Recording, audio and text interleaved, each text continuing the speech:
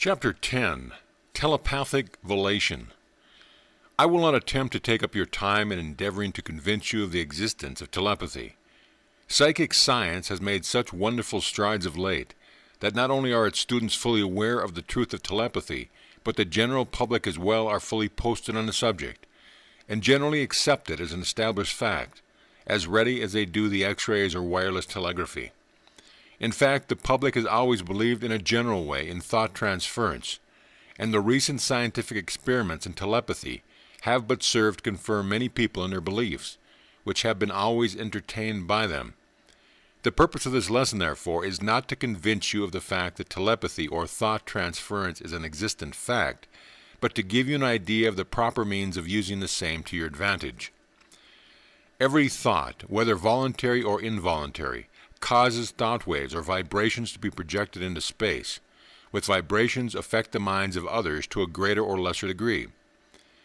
There is a way to project thought vibrations towards another person in a straight line, and thereby attract his attention to you.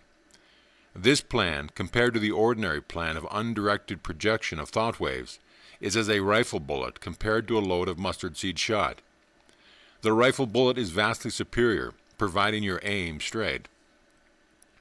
Some masters of mental science have attained a wonderful proficiency in the art of telepathic volation, and some of the results secured by them would be deemed incredible by those not familiar with the laws of directed thought vibration. These results have been accomplished only by years of study, experiment, and leading of a life far different from that of ordinary men. I fancy that very few of my readers would care to pay the price of such attainment. It is well, perhaps, that this power is not easily acquired, as otherwise many might master it and use it for unworthy purposes. I am in the confidence of some of the masters of this wondrous power, and have witnessed many startling exhibitions of thought transference. But as the promise of secrecy was exacted from me by these friends, my lips are of course sealed. Outside of these considerations, I would be of very doubtful wisdom to spread, broadcast information of this nature, which would place within the means of unscrupulous persons the power to work their wills upon their fellow men. Even as it is, fragments of this occult knowledge have leaked out and have been misused. Some have stumbled by accident upon some of the first principles, and hate pursued the matter as far as their limited knowledge would permit, often securing results which both surprised and startled them. However, the purpose of this course of instruction is not to attempt to make its students venerable masters of occult lore, mystics, yogis, or wonder workers, but merely to give them a working knowledge of the laws of personal influence by means of the exercise of the powers of the mind. In short, personal magnetism. This being the case, I shall not dwell upon the wonderful phenomena produced at will by the masters of this science, but will proceed to give you an idea of the first principle and practice of telepathic volation, which will be useful to you in your everyday life. I shall not attempt to carry you further than the mere compelling the attention of a person whom you wish to influence, even if you have hundreds of miles removed from that person. If you wish to pursue this subject further, by reading and experiment, you are at liberty to do so. But I warn you that you will find the attainment of the higher degree of this science no easy task. The primary degrees which I will now teach you are quite easy to attain, when the theory is once understood and need only practice to make perfect. As I have said before, all thoughts produce vibrations which spread like ripples on a pond, produced by the casting in of a pebble. They affect people in all directions. If, however, you throw the pebble along the surface of the water, their ripples will manifest their energy in a direction in which the stone travels. So it is with the vibration of telepathic volation as compared with the vibrations of ordinary thought. For instance, suppose you wish to attract the attention of any person whom you are desirous of interesting in your behalf. You may think earnestly of your desire to interest him, and if you have read something of mental science, you may picture him as being interested in you. By so doing, you will undoubtedly send forth strong thought vibrations in all directions, some of which will reach your man and may affect him to a greater or lesser degree, depending materially upon your degree of positiveness towards him. At the best, he receives no strong impulse and does any other person in any way connected with you.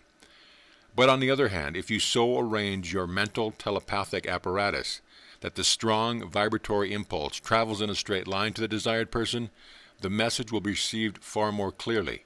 The impact of the vibration will be much stronger. In order to produce the best results, you should practice the exercise and the concentration given in this course. You will be able to produce some results without the knowledge of concentration, but with it you have a tenfold power increase. I will assume that you have acquired a working knowledge of concentration and have practiced the exercises. Now for the production of results. You expect to have an interview with a man in a few days in which you hope to interest him in your plans and enterprise. This man is perhaps a stranger to you, or at least is indifferent to you, and there exists no attraction on his part towards you. You know that you will be able to influence him by the methods already explained, but you wish, if possible, to open up direct communication with him before the interview, to gain rapport with him at a distance. You are perfectly right in feeling that your chances of success will be improved by these means. As once you manage to get rapport with a man or woman, you have gained an important point, for that person cannot help feeling an interest in you thereafter, perhaps a strong interest. The best plan for you to pursue under the above circumstance is to establish a mental rapport with your man by means of telepathic volation. Your first step is to get by yourself in some quiet place and either lie down or sit down in an easy chair. Get at ease and relax every muscle. Let go of your body until you are as limp as a damp cloth and are scarcely conscious of having a body. Calm yourself and secure a passive, restful frame of mind. Thinking of nothing outside of yourself and above everything else, shut out all disturbing fear thoughts. You will be able to do this easily by concentration. After you have secured the proper condition, think intently, but calmly, of the other party. Do not frown or clench your fist in an effort to think, but remain passive and relaxed. The effort must be calm, steady mental effort. You will be assisted by the closing of the eyes and the production of a mental image of the person with whom you wish to gain rapport. If you have never seen this person, make the mental figure without distinct features. After a few trials, you will notice that the mental picture seems more real to you. In fact, you realize that in some way you are in mental contact with the other person. When this stage is attained, then you will let your mind dwell on your wishes in regard to this person and imagine him doing as you wish. Your principal mind picture, however, must be that of the man himself, as it holds the connection between you that daydreams of his acting as you wish, merely shaping the lesser thoughtways. These lesser thoughtways are, of course, moving in circles in all directions, but are reaching your man with much greater force than usual. The direct line of communication being open, you will improve greatly by practice and experiment. The best results are obtained when you get the impression of looking through a long tube about 1 foot in diameter, you being at one end and your man at the other. This impression, which can be acquired by concentration, is an indication of perfect rapport, and indicates that you have succeeded in shutting out all outside impressions and have opened up the psychic line of communication. When you attain this stage, you may rest assured that you are making a strong impression, unless the man at the other end of the psychic tube understands the law of mental control and had felt an indication of thought vibrations being directed towards him, in which case he will assume a positive mental state. The more passive the other man may be at the moment, the better will be the results. A little more practice will develop this power, and you will get the impression of the tube more clearly, and will form a much clearer mental picture of the other person. Some little practice may be required before you can obtain this mental impression of the long tube, although some students seem to be able to produce it fairly well at the first trial. You, of course, will have secured the necessary passive condition in yourself. The next step is to produce the mental impression of the tubular connection. This will appear first as a faint, shadowy ring, which by degrees will become more distinct, and will resolve itself into the shape of an open end of a tube. The tube will then lengthen out, and later on you will be able to see clear along its enormous length. You may obtain this result in a few experiments, and on the other hand, may be required to practice it a number of times. It seems to be greatly a matter of obtaining the knack of forming the mental picture. You may obtain good results without the production of the tubular effect, but the best results seem to be obtained by those who can produce this effect. I may as well tell you at this point that you should cultivate the positive mental attitude, as it will enable you to obtain much better results and will prevent you from being influenced by the exercise of volition on the part of others. If you feel an indication of outside influence, you have merely to form the thought recognizing the I am, which will impart a feeling of psychic strength to you at once, and render you impervious to vibrations. By a full appreciation and recognition of the higher self, you will surround yourself with a thought aura which will protect you without any voluntary effort of the mind from outside mental forces. Until you fully acquire this recognition, you merely have to hold the thought for a moment. Assert your real self by the affirmation, I am, accompanied with the mental conception of the real self. A mental image of yourself surrounded by a protecting thought aura which deflects the vibrations of others will, of itself, create an aura which deflects the vibration of others, will of itself create an aura of moderate proportions which will last as long as you hold the thought, and will act as a perfect defense against outside vibrations. You should practice the production of these mental pictures, as the results will be of great value to you. If you ever feel that you wish to be alone and able to think without taking the opinions of others into consideration, just sit down and shut out the vibrations as above stated, and you will be surprised at the clearness of thought which will result. I will tell you in my next lesson about the influence of thought vibrations of others, even when not directed at us, move in widening circles, affecting us all more or less.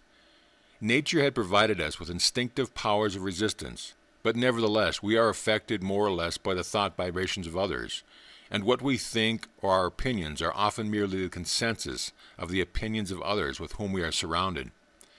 The change of residence by a man may result in his changing his views of religion, politics, ethics, etc., to correspond with the general impression of his new environment, the change being wrought by the effect of the combined thought waves of his new neighbors. A little reflection will remind you of numerous instances of these phenomena.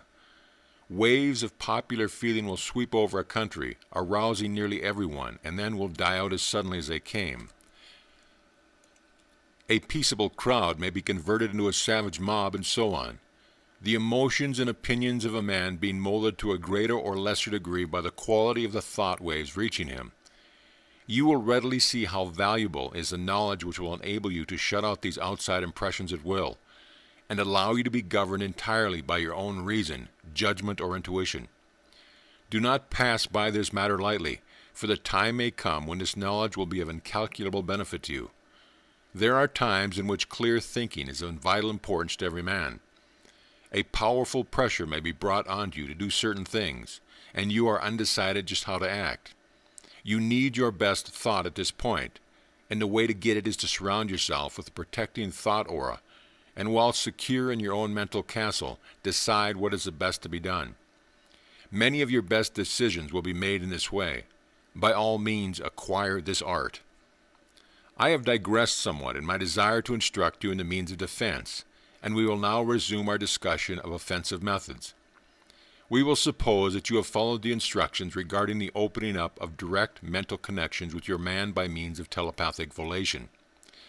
When later on you come into his presence, you will find that he seems to evince more interest in you than formerly. He will act as if he is better acquainted with you and has known you for years, and will consequently cause you to feel more at home with him than usual. I do not mean to say that he will, of necessity, do just what you have willed that he should. You have not advanced that far. But he will show a disposition to meet you halfway, and matter will progress much more smoothly than might have been expected. Of course, a repetition of the exercise of telepathic volation will tend to ease up matters still more. Do not be discouraged at seemingly failures, but keep at it, and success will come when you least expect it. In all interviews, maintain a fearless, confident frame of mind, and do not forget to use the power of your eye. The latter often reopens the connection previously established by telepathic volation, reestablishes the rapport conditions, and makes the balance of the interview much more in conformity with your desires. You must be governed by circumstances and must learn to apply the above stated methods to widely differing conditions. The above sample is given you merely as an illustration. Its principles are correct and may be applied with appropriate variations to any case in which you wish to influence another at a distance. Preparatory to a personal interview, the principle is the same in all cases. The student who has gone over these lessons carefully will discover much that will be missed by the casual reader. He will be able to read between the lines.